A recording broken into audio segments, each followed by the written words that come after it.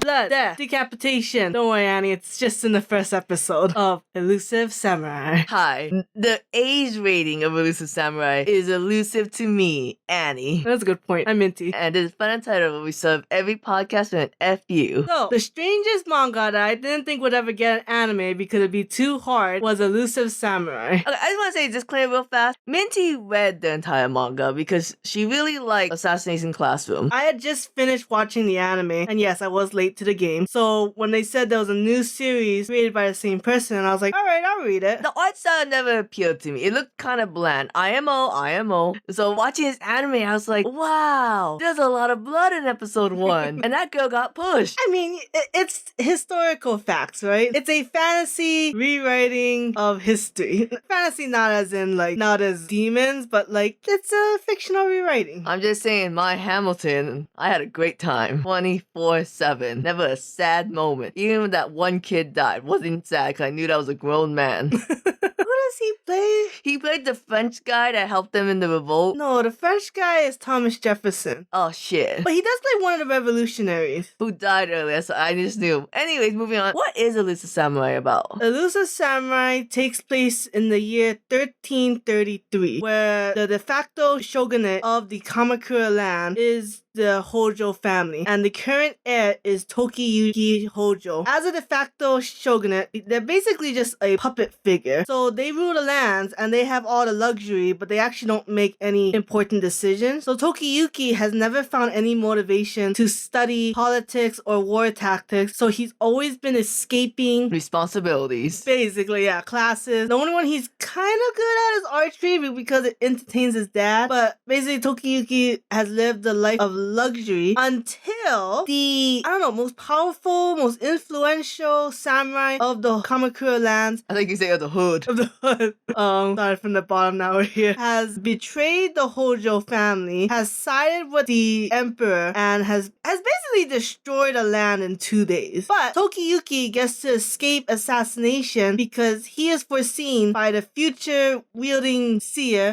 I don't know if you call him a priest. I think you call him That's So Raven. No, I don't remember how that theme song goes. It's okay, he does, that's why, because he can see the future. That's So Raven! Yorishige saves him and says that in 2 years, you will be a hero of Japan. I have a quick question. I didn't read the manga. I don't know Japanese history. Why does the emperor hate Tokiyuki's family? The emperor wants to be the leader of Japan. Now, why is he considered the emperor and the Hojos the shogunate? I don't know enough about Japanese history or how the politicalness works. No, I don't even know what they call the leader of Japan. President? Because they're not a communist. I feel like Prime Minister, sir, feels right. Oh, you could be right. That's why it was a big deal when that one guy died. I won't say it because I feel like it's insensitive, but you know what I mean. Yeah, the guy who wants people to have babies. Alright, moving on. I know his name by heart. Okay, so they hit you with the opening first. The most beautiful opening ever. It is one of the best. We'll do a top 10 or whatever best opening ones of anime because that has to definitely be top 3. It's beautiful. I always love high saturation colors, so this is like right up my alley. But it's so good. The character acting is great. The emotion, matching the songs, like everything about it is 10 out of 10. The lip syncing. Yes. Here's something, again, I love the animation. I don't understand why we want Tokiyuki to rise to power when it seems like Tokiyuki is just kind of a nepo baby. You are right. I think it's just because Yorishige is part of the Suwa land. And the Suwa lands, their loyalty is to the Hojo family. So I think no matter what, it's just out of loyalty that they want Tokiyuki to take over. I wish the dad wasn't a brain dead idiot. Well, to be fair, he plays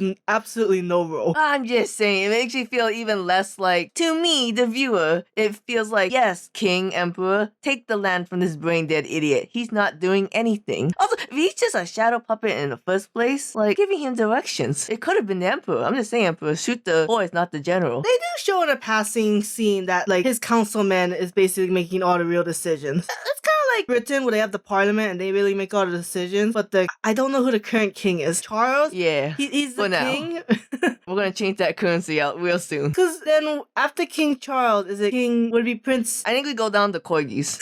No, she stopped having corgis. Oh, that bullshit queen! For some reason, she did not want a corgi to outlive her. That dumb bitch. Anyways, I think we look at Queen Elizabeth with disdain. But anyways, moving on. So Tokiyuki runs away. He changes his name to Choju Maru. It's basically an alias, so that way when they call him, they won't say Tokiyuki and not everyone goes, huh? The prince who should be dead? And the father's like, alright, that's what Shizuku calls him, father. So I'm just gonna call him daddy. Oh So my God. the father's like, alright, I'm gonna give you 2 retainers around the same age, and your first mission is to avenge your brother who got killed by his uncle. And Tokiyuki's like, okay, will we by any chance build on these 2 retainers before I get more retainers that are superior to them in every way? And the father's like, let me see the vision, let me read the future chapters. Not really, we kind of missed the ball on that one. But we'll give Kojiro a little arc at the very end of the season in one of the most mid episodes. Yeah, I am surprised that the last 2 episodes weren't that great. They do introduce important allies for Tokiyuki though. But I will say, like, Kojo will get his moment later. He has this very complicated family thing. Ayako, she's okay. She's just kind of there. Shizuku, she plays the role later, but right now, she's technically the strategist. Strategist, she doesn't do shit. Also, we got a much Technically. more appealing strategist to the side. Alright, before we get there, Okay, but yeah, beginning episodes is they kill the uncle, and that was a good fight. thanks to those fucking openings, I know these characters so well because we watched the opening. I'm like, oh yeah, it's that guy. Yeah, you know, that, it just makes the characters much more memorable because then you remember the uncle is the one in the purple kimono. Yes, With the weird top knot. But he's the one that get kicked by the priest in the ending. yes. But I love the fight scene that he had with Kojo and Ayako. It was like the first instance, like, oh, this is gonna be good. Except the horse scene, apparently. Whatever. Well, it's interesting because Elusive Samurai is most known for episode 1 when he's like running away and like, I don't know how to say this because he's 8 years old, but the anime implies he gets horny from like escaping. He gets turned on. Yes. Yes. No, that is canon to a T. Okay. So like, yeah, episode 1, he gets turned on running away and then Let's say excited. excited. 'Cause There we he's go. Okay. And then later on in the future episode where like literally like he's running away and doing the Buddha pose and whatnot, and like it's almost like those 360 animation machines, I forget what they're called. A spinograph. Oh. Where he's running all around that ant dude and he's like, Yes. yeah, those are the 2 most famous scenes of assassination. Fuck me in the asshole. Elusive Samurai. I feel like there should be more credit in the episode 2 when he fights the uncle. That was Yes. a nice scene. Yeah. And I wish they gave that kind of talent to... Okay, so after they defeat the uncle, some guy named Eyeball man. Sadamune, but we'll call him Eyeball Man, tries to take the land, and he's being a real asshole about it, and he does a dog shooting competition with Choju Maru. I really like that dog fighting scene, but they gave it okay 3D animation. I remember when Minty was first starting to read this, Minty was like, you have to read this one chapter. If you don't like this one chapter, I cannot convince you to read Elusive Samurai. And it was the dog hitting scene. It's funny, because it's so funny when Yorishige is like, oh my god, in the future they call this animal abuse, but this is just entertainment during this time, so what the fuck am I supposed to do? I would say that joke more. Elusive Samurai has good gimmicks, but they use them sparingly. So the future thing, they do that sparingly. They do a lot more than the Phoenix motif for Tokiyuki. I feel like Tokiyuki, they only do that like 2 or 3 times in the story. They do it sometimes in the illustrations. And then I thought they would have emphasized this more, but if you remember, he called the uncle the dice gambling demon. They do that also very sparingly, where it's kind of like Tokiyuki is fighting demons. Maybe that's why there's a demon spider in the opening. That was the one thing I couldn't explain to Annie. I thought that was allusion to Demon Slayers the whole time. I feel like it's very Inuyasha.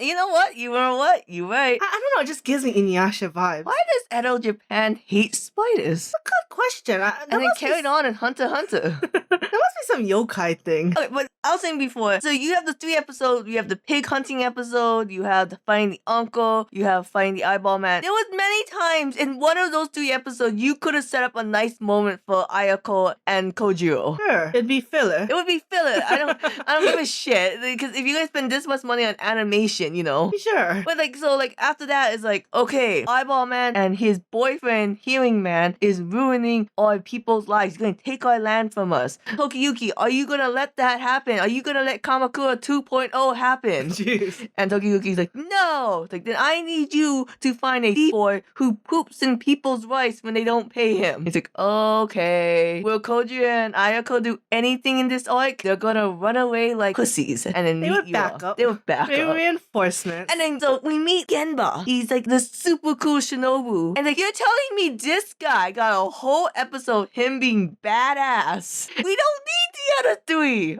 I haven't even mentioned Shizuku at this point. You're right. The scene where he fights the eyeball and hearing guy, that was super cool. I was like, holy shit. The purple smoke and his movement was great. Like, Genba, your swag, it's too much. The kids, they can't handle it.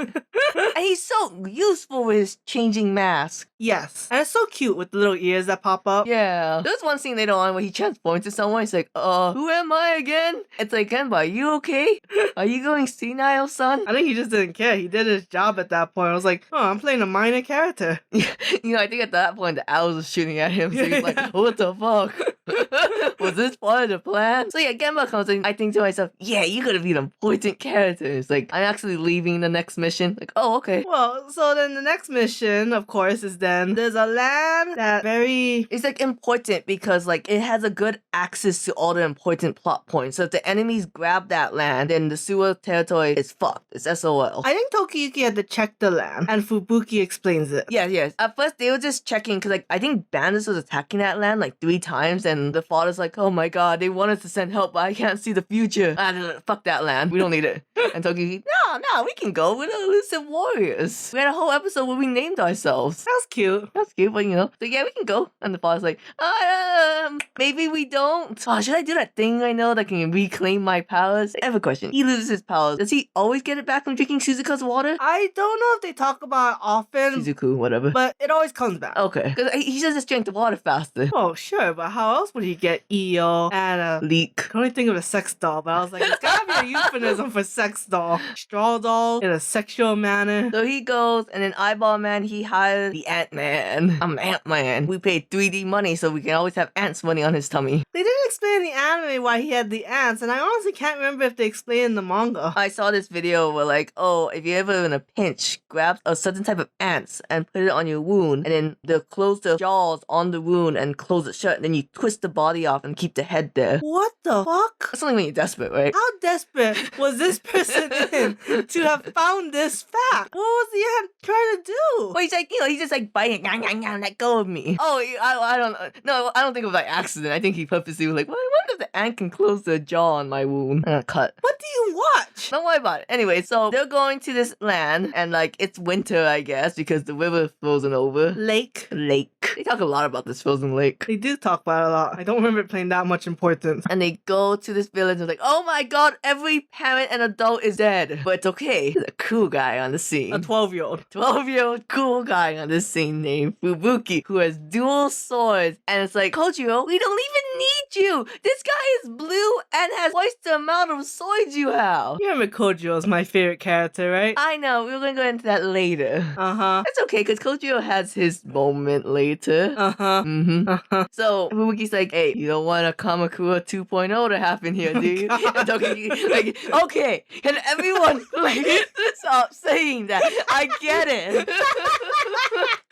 And then, you know, he fights Tsubuta. I don't like any villain in this gosh darn series. Not even Sadamune, Eyeball Man. Oh, He's a good villain. Not a major villain, but he's a good villain. he's the only villain that has self-control. Like, if you ask me, gun to my head, who's your favorite villain? I'm like, I think the hearing guy. The hearing guy. Cause I hate the main bad guy. In that episode where he fought the Emperor's son, and the Emperor's son's like, hey villagers, come help me. This man's a demon. And they all kind of like trampled over the Emperor's son to check on, I don't know, Buddha Jesus guy. Did you not think it was cool when he drew the painting of the Buddha and then there was a monster that was about to devour the Buddha? It made me sick that he had a brother that looked more like the Emperor's son than like him. Yeah, it kind of does. And I'm like, I get it.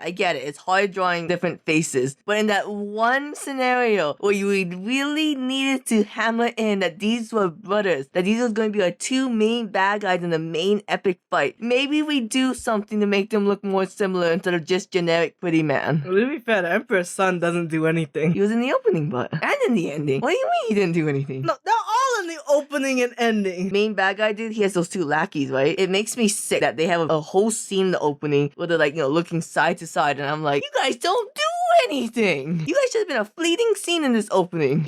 Honestly, I am confused sometimes when they do that too. One of the brothers plays a big role. The other one does not. Guys, quickly. I don't remember what happens to. I don't remember what happens to a lot of characters. I know who lives and dies. I just don't want to spoil it for Annie. But who tells the story if you don't do it? Season 2? Alright. Okay, already in production. Thank God. Anyway, so Fubuki, he's like, I teach people with great potential. And pretty much from what I've seen, any child he'll teach. Well, he likes children. He's a good guy. Platonically.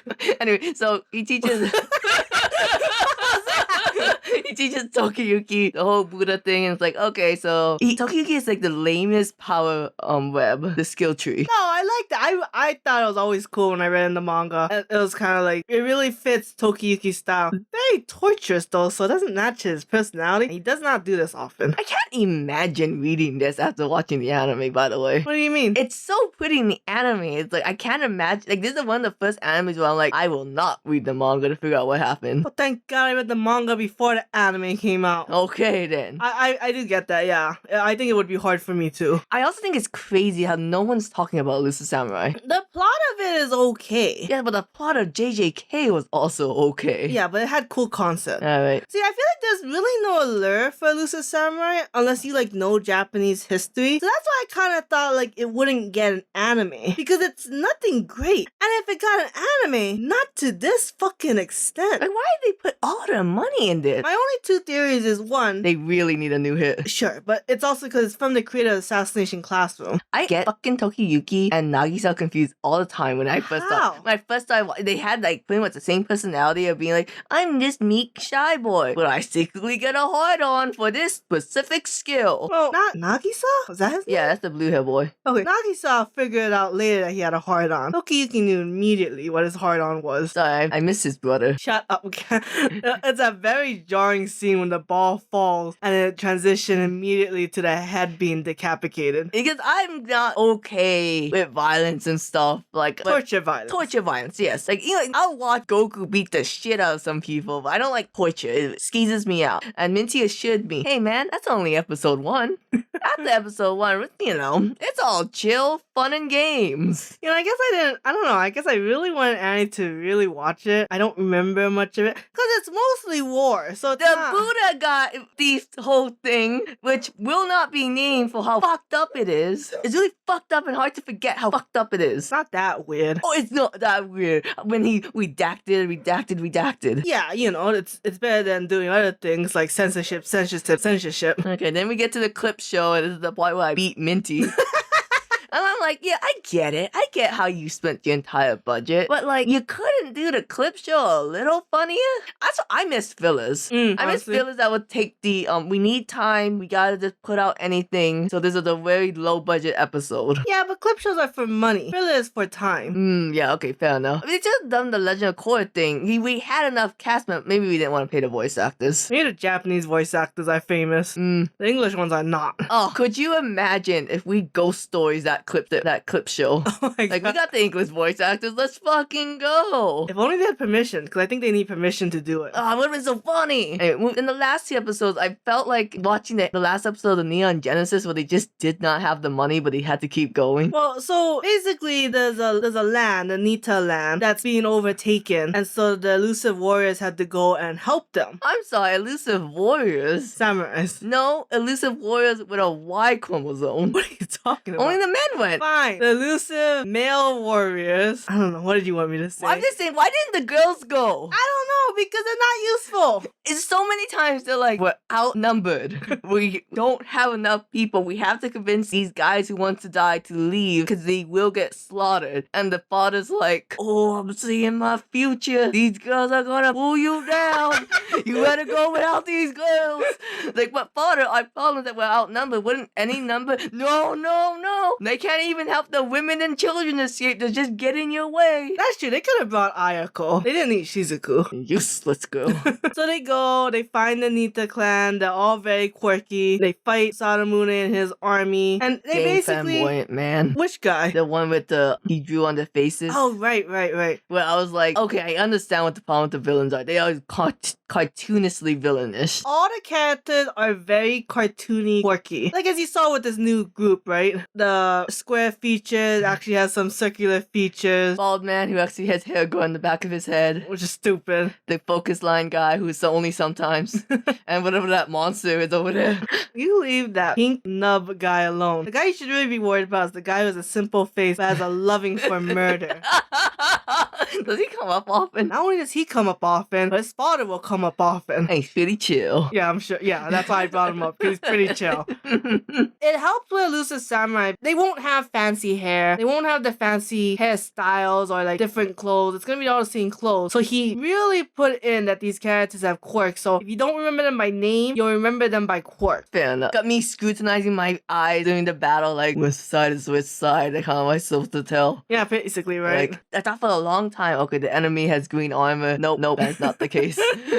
That's most of the case, but sometimes they won't. Just kind of go with the flow of the series. Go with the flow. It's like, oh, this is how the battle's ending up. I'm like, who's winning? Oh, I think we're winning. No, the characters seem worried. In a sense, even the Nita clan didn't even win, right? Yeah. They ran away and was able to regroup with an ally. I will say, as a Fubuki fan, I was so upset when like it seemed like Fubuki's only job was like run across the riverbank and starve and like drop dead. I was like, okay, where's Fubuki? He's like super smart and cool and everything, and you know, I like to see him. And he had that cool ass scene where he needs to scare the general away. Yes, that great scene that 12-year-old boy had. Yes, cannot emphasize enough. That 12-year-old boy is talented. I think closing remarks, season 1 is super good. I mean, if you're interested in reading the plot of it, you can read the manga, but I would just honestly just wait till the anime comes and finishes. Like a lot of people are like, wow, the Dandadan is so good episode 1. Let's pick up the manga to figure out how it goes. And like, it's a buck wild adventure. But for Elusive Samurai, I can't imagine there's gonna be like that much jaw-dropping moments. I would say there's one scene that changes the story. But it's again, not really worth reading manga unless this is your niche, right? Like history, action, war, tactics. The ending for Elusive Samurai is pretty fire too, though. I can't believe they have their own song. Not many series get their own song specifically made for them, especially as a first opening or ending. I do think it's weird that the opening is called Plan A when this whole series is about Plan A going to shit.